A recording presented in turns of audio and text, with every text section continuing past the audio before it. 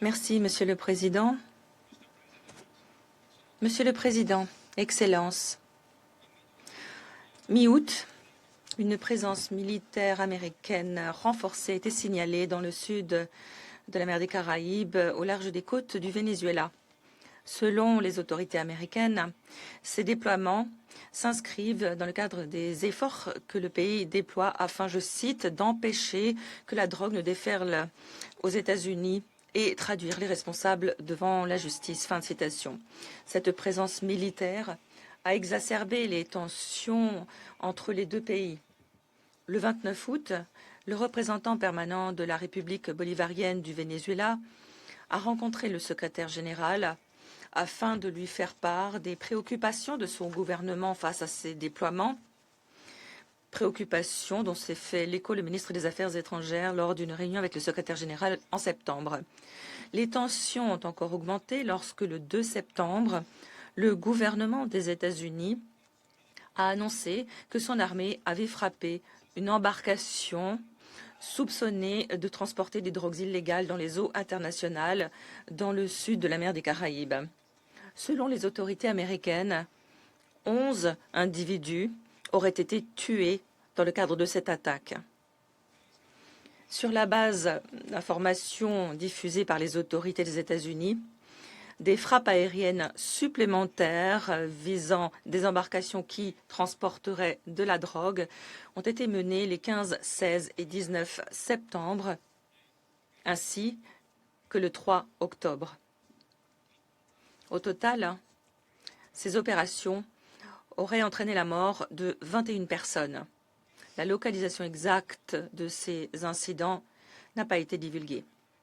Les Nations unies ne sont pas en mesure de vérifier ces rapports. Monsieur le Président, le 2 octobre, un porte-parole de la Maison-Blanche a déclaré que le président avait agi conformément aux droits des conflits armés et s'efforçait de protéger les États-Unis de ceux qui essaient d'amener des poisons mortels sur ces rives, conformément à la promesse faite par le président de s'attaquer au cartel et d'éliminer ces menaces pour la sécurité nationale pour empêcher que de nouveaux Américains soient assassinés. Monsieur le Président, les autorités vénézuéliennes ont annoncé qu'elles restent en état d'alerte maximale depuis les premiers déploiements militaires américains en août. Elles ont aussi publiquement déclaré que le Venezuela ne souhaite pas faire la guerre, mais continue de se préparer à défendre sa souveraineté. Le 18 août, le président Nicolás Maduro a annoncé la mobilisation de 4,5 millions de membres des milices bolivariennes, une force civile ayant reçu une formation militaire afin de soutenir les forces armées. Les autorités vénézuéliennes ont aussi annoncé l'organisation de manœuvres militaires le long des côtes du pays, lesquelles impliquaient la mobilisation de navires de guerre, d'aéronefs, de drones, afin de renforcer la défense et la souveraineté.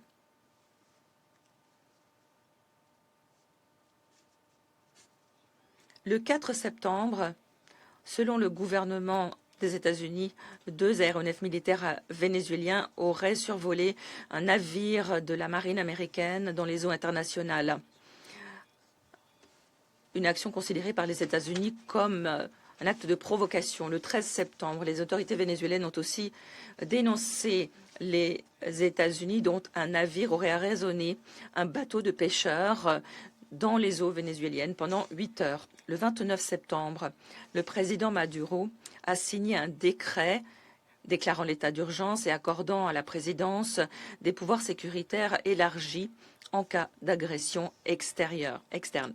Les détails de ce décret restent inconnus. Les autorités vénézuéliennes ont déclaré le 2 octobre qu'elles avaient identifié 5 avions de chasse des États-Unis à 75 km de leur côte, dénonçant ces vols comme une provocation, une menace contre la sécurité nationale et une menace pour la sécurité de l'aviation civile. Les autorités vénézuéliennes ont vivement condamné les frappes décrites par le président Maduro comme une violation du droit international. Elles ont demandé que des enquêtes internationales soient diligentées. Le représentant permanent du Venezuela, dans une lettre adressée au Conseil de sécurité le 9 octobre, a par ailleurs affirmé que l'objectif réel des actions des États-Unis était toujours de parvenir à imposer un changement de régime. Monsieur le Président, depuis le 21 août, le secrétaire général, par le truchement de son porte-parole, a exhorté les deux parties à apaiser les tensions, faire montre de retenue et régler leurs différends par les voies pacifiques.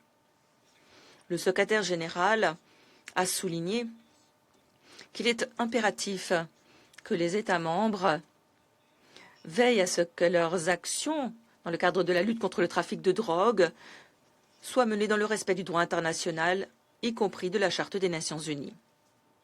Le secrétaire général a aussi reconnu les défis liés à la criminalité transnationale organisée pour les États membres.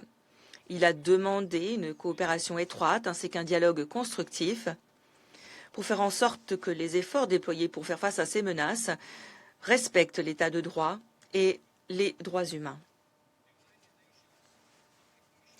Le haut commissaire des Nations unies aux droits de l'homme, au travers de son porte-parole, a également souligné que l'emploi de la force dans la lutte contre le trafic illicite est en principe une question qui relève du maintien de l'ordre et que cet usage de la force doit se faire dans le respect des lois et normes en matière de droits humains, notamment les principes de base liés à l'emploi de la force par les responsables des services de maintien de l'ordre. Monsieur le Président, les Nations unies sont conscientes des effets dévastateurs de la violence liée à la criminalité transnationale organisée qui affecte les pays de production, de transit et de destination, déchirant le tissu des communautés, sapant le développement et la stabilité dans la région.